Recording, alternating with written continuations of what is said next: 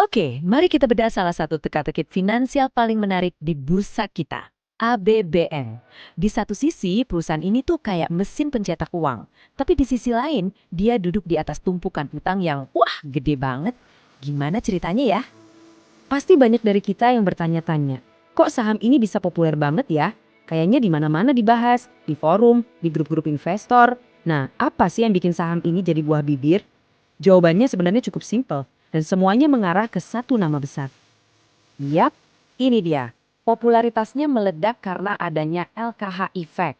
Kalau seorang investor panutan udah masuk ke satu saham, ya wajar kalau banyak yang jadi ikut penasaran.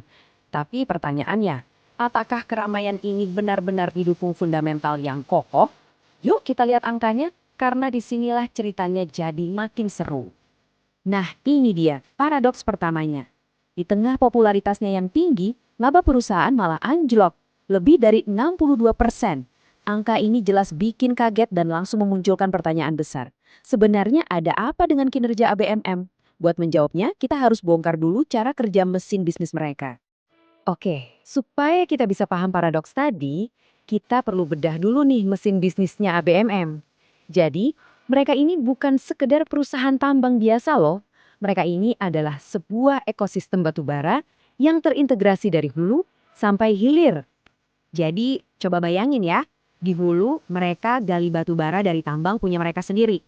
Terus di tengah, mereka juga jadi kontraktor buat tambang lain, bahkan sampai bikin alat berat sendiri.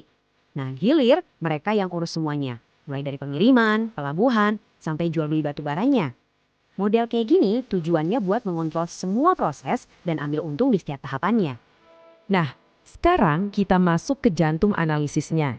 Walaupun bisnisnya kelihatan lengkap, ternyata sumber laba ABM itu datang dari dua mesin utama. Dan kekuatan kedua mesin ini jomplang banget. Coba kita lihat datanya.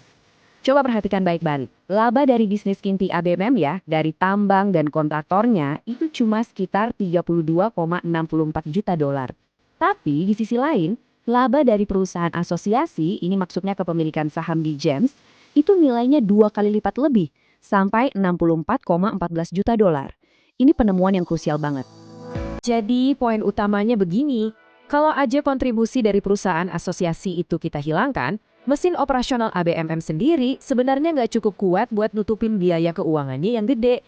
Dengan kata lain, laba dari GEMS inilah yang selama ini jadi penopang utama profitabilitas ABMM secara keseluruhan.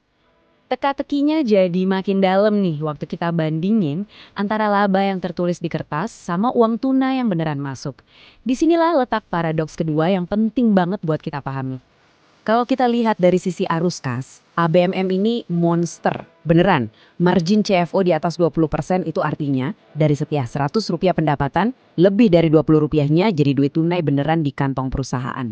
Untuk bisnis yang butuh modal gede kayak gini, angka segitu tuh luar biasa efisien. Tapi, nah ini dia tapinya. Di balik mesin kas yang super efisien itu, ada gunung utang yang nilainya hampir 1 miliar dolar.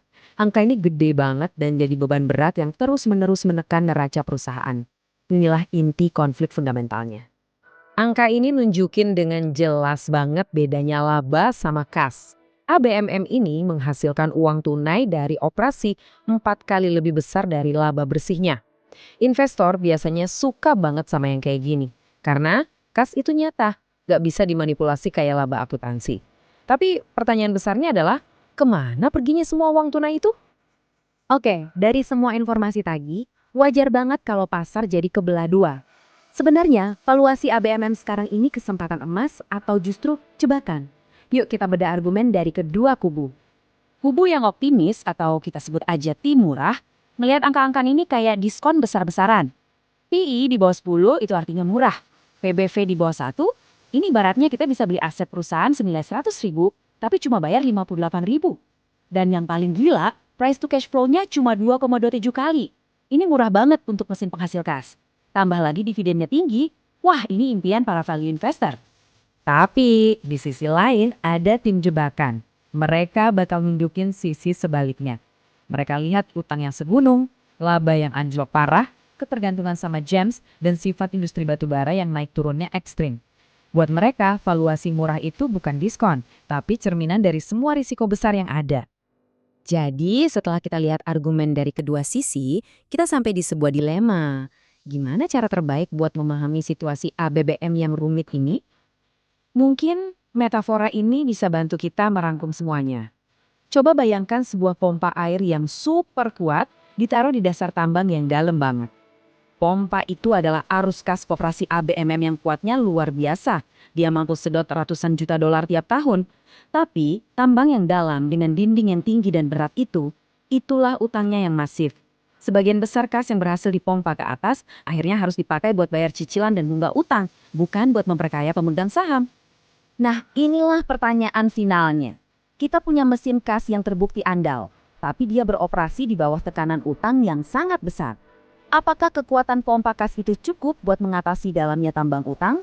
Jawabannya, kembali ke tangan masing-masing investor untuk menentukannya.